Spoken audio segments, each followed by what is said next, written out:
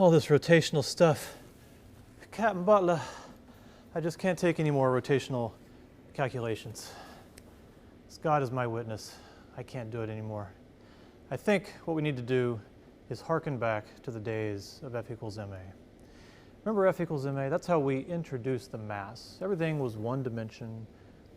When you apply a force to something, you change its state of motion. What is it that resists that change? It's the mass, the inertial mass. So let's see if there's something similar here.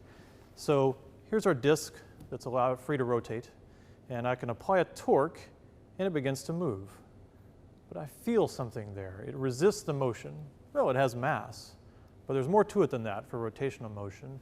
It has what we call rotational inertia.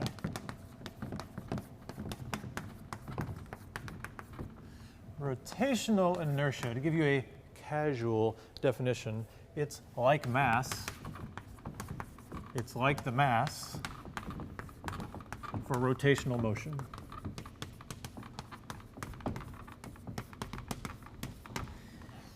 It is what is the property of an object that resists rotational motion.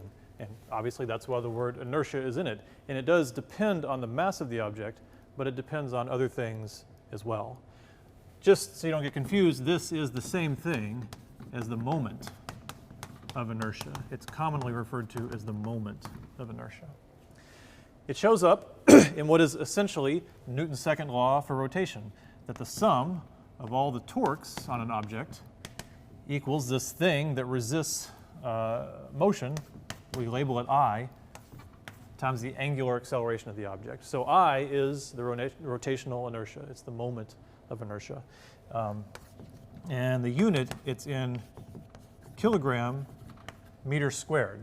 So just from the unit, you can see it depends on its mass, and it depends on something about its geometry or its size or where the mass is. Let me illustrate how it depends on these properties just with a few examples. So let's look at a mass in a circle, basically our uniform circular motion we dealt with before. If we're at some radius and we have some mass m, I equals mr squared. Okay, that's not for the disk, that's for the individual mass moving around a circle. What about a solid cylinder?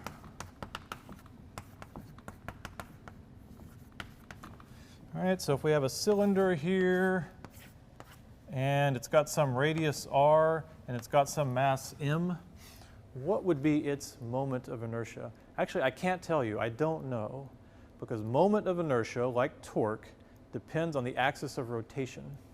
Here, I pretty much gave you the axis of rotation when I said it's a mass moving in a circle and I drew a circle. Here, I haven't given it to you yet. You could have a moment of inertia about this axis, and this is the one I'm going to give you, and that I is equal to, I believe it's 1/2, yes, 1/2 mr squared. So 1/2 the total mass of the cylinder times the radius squared. But there are other axes you could consider. You could have the axis going like this and have it rotate around a vertical axis in the plane of the board. That would be a completely different formula. So moment of inertia is not a property of an object. It's a property of an object about a specific axis. A single object can have many different moments of inertia because a single object can rotate about many different axes.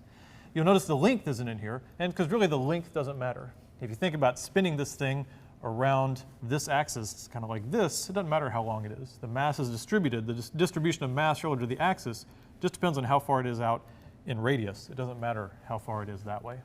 So maybe that gives you a little bit of an intuition, begin to get an intuition. Let's look at a stick. Good Lord, let's see, stick at the center. Sometimes I write something and I just can't recover. There we go. A stick right here, middle of the stick, and the stick's length is L. Right, a stick of length L, like we thought about for the torque. Moment of inertia, can't get it. So I haven't specified the axis yet. Okay, so the axis we're rotating about is here. So about the center of the stick, going around like that. In that case, it's 1/12. I equals 1/12 ml squared. Okay. how about a sphere? Well, a sphere, kind of like that. We give it a radius r, give it a total mass m. Its I believe it's 4/5 mr squared. 4/5, yes. Oh, no, 2/5, sorry. 2/5. I don't have them all memorized. 2/5 mr squared. So these formulas, you may wonder where they come from. You can calculate them. There's some integrals and calculus involved. We aren't going to do it. Usually, at sort of the AP Physics 1 level exam, they'll give you the I, the moment of inertia, if you need it. This is the simplest one to memorize here. It's just a mass at a certain radius. But usually it's just a geometrical formula that you'll be given. But what I hope you can start to see from this is the moment of inertia depends on the amount of mass and how it is distributed. And we're going to see that illustrated several times as we think about torques and angular accelerations, and in the future we think about angular momentum and conservation of angular momentum.